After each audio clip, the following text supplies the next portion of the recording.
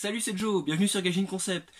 Si vous roulez en IS première génération, donc IS 200, 300 ou Alteza, ou en GS, en Lexus GS deuxième génération, donc les GS 300, 430 ou Aristo, ça risque de vous arriver un jour, c'est peut-être déjà le cas. Votre clé, elle va finir dans cet état-là. Elle va s'autodétruire parce qu'en fait le plastique vieillit très très mal et finit par casser, donc la clé finit en miettes et ça devient super galère de démarrer puisqu'il vous reste juste ce petit morceau là et la puce à coller pour démarrer. C'est commun à pas mal de Toyota, hein. Les Celica T23 ont le même problème et les Corolla aussi de ces époques là, donc début 2000. Vous savez, les Corolla, donc il y a le modèle VVTi et le modèle D4D, c'est vraiment, c'est le dernier modèle je crois de Corolla, elles ont le même problème. Donc si vous allez chez Lexus, ça reste une Lexus, ça va être super cher.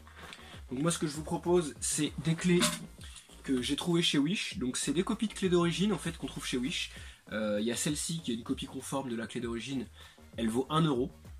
Et celle-ci qui est une, c'est pas une copie de clé d'origine mais elle est compatible en fait et ça vous fait une clé un peu plus récente si vous voulez avec la lame qui sort. Celle-ci vaut entre 3 et 5€ selon les vendeurs.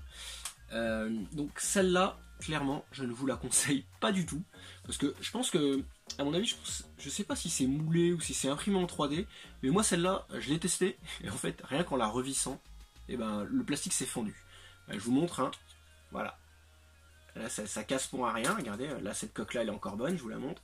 Ça casse vraiment, c'est du plastique vraiment tout pourri. Ça, là. Vous entendez, ça craque dans tous les sens. Et ça casse vraiment pour un rien. Donc c'est pire que la clé d'origine en fait. Donc ça, pour 1€, ça vaut 1€, ça vaut le prix que ça vaut. C'est vraiment pourri. Donc ça, je vais la poser là. Donc il nous reste celle-ci qui se trouve entre 3 et 5€. Celle-ci par contre, elle est très très bonne. C'est-à-dire qu'elle est plus résistante qu'une clé d'origine qui aura tendance à mal vieillir. Pareil, bon, la clé d'origine elle va pas s'autodétruire dès la sortie de concession. Hein, parce que là, maintenant nos Lexus, elles ont quoi moi la mienne elle a quoi, elle est 2003, donc elle a un peu plus de 15 ans.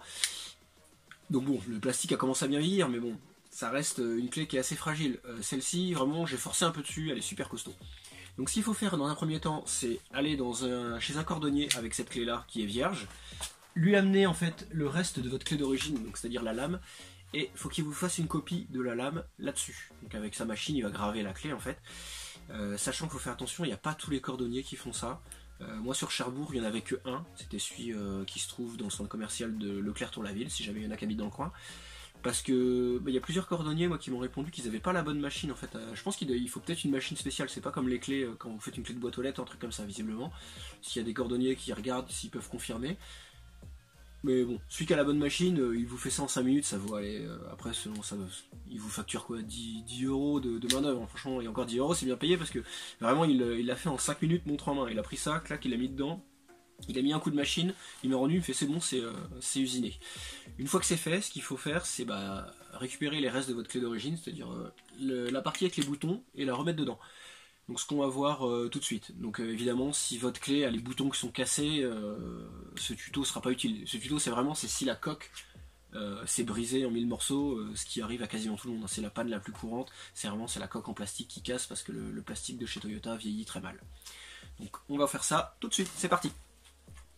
Voilà, donc ce qu'on a ici, c'est les restes de notre clé d'origine qui est cassée. On voit que le plastique s'est complètement cassé, la lame s'est désolidarisée de la coque. Parce qu'en fait, de base, si vous voulez, quand vous achetez les clés, vous êtes obligé de la faire regraver parce que la lame, elle est moulée dans cette partie-là, si vous voulez, d'origine.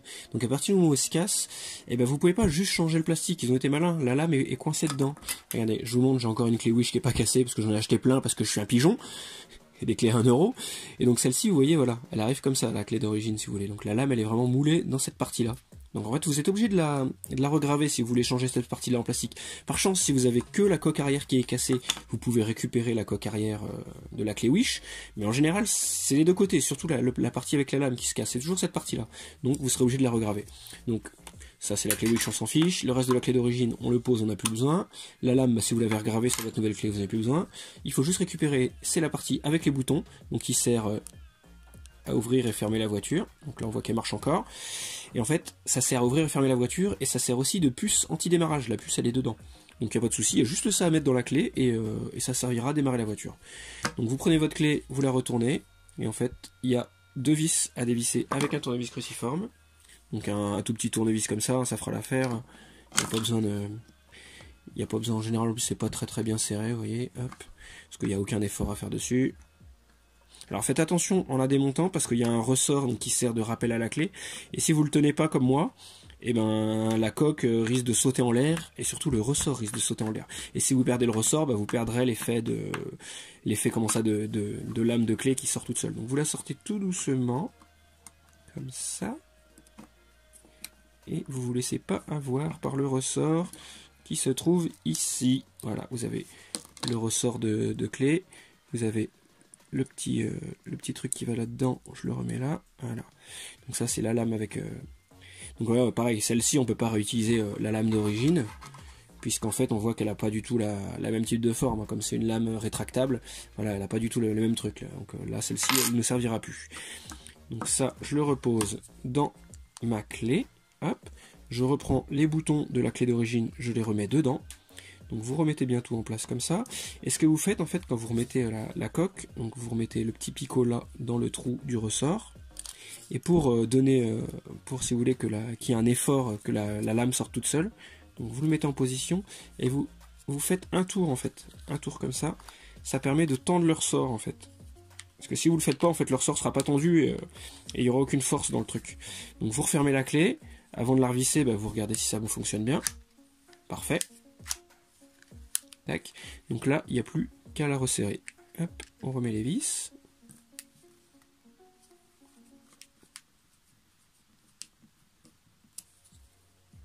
Tac, et la deuxième. Et voilà, le travail est terminé. Vous avez maintenant une belle clé toute neuve qui fait bien plus moderne que la clé d'origine et vous aurez beaucoup moins de problèmes puisqu'en fait voilà, maintenant quand vous tournez les clés d'origine ça force sur une toute petite partie. Là vous voyez tout l'effort est parti sur ce gros morceau de plastique, c'est beaucoup plus costaud hein. Là pour la casser franchement il va falloir vraiment y aller comme un bourrin ou si votre Neyman se bloque. Alors juste il faudra faire attention, c'est arrivé à un membre sur le groupe Facebook Lexus French Crew, il avait une clé qui avait été gravée et je sais pas si elle était mal gravée, si la personne a mal fait son travail, parce que ça lui a bloqué son Neyman. Donc c'est Yacine si je me souviens bien. Sachant que bon c'est le seul que je connais à qui c'est arrivé. Hein. Moi j'ai dépanné l'Aristo, j'ai filé le plan à pas mal de monde, j'ai jamais eu d'autres personnes qui ont eu le même problème. Alors son Neyman a peut-être eu un problème au même moment, ça se trouve la clé n'était pas en cause, ou alors la clé avait été mal gravée, et du coup ça lui a cassé son Neyman. Moi perso ça fait, j'ai attendu un peu avant de vous faire le tuto, ça doit faire 1 an je pense que j'ai cette clé maintenant, donc j'en suis sûr, si elle est bien faite, si elle est bien gravée, il n'y a aucun souci avec cette clé, et là au moins vous serez tranquille. Voilà, bah, j'espère que ce petit tuto vidéo vous aura plu et vous sera utile, si j'ai pu aider un max de gens ça me fera vachement plaisir. En tout cas n'oubliez pas, cette clé là ne l'achetez surtout pas, elle vaut 1 €, je sais que c'est pas cher, mais vraiment elle vous servira à rien, donc mettez un peu plus cher, franchement, entre 3 et 5 € pour une clé, allez plus après la gravure c'est sûr, allez chez Lexus, allez demander le prix d'une clé, vous allez voir que bon, au final, vaut peut-être mieux en acheter une un peu plus chère et qui ne recassera pas tout de suite. Allez, sur ce, je vous dis à la prochaine et amusez-vous bien. Salut!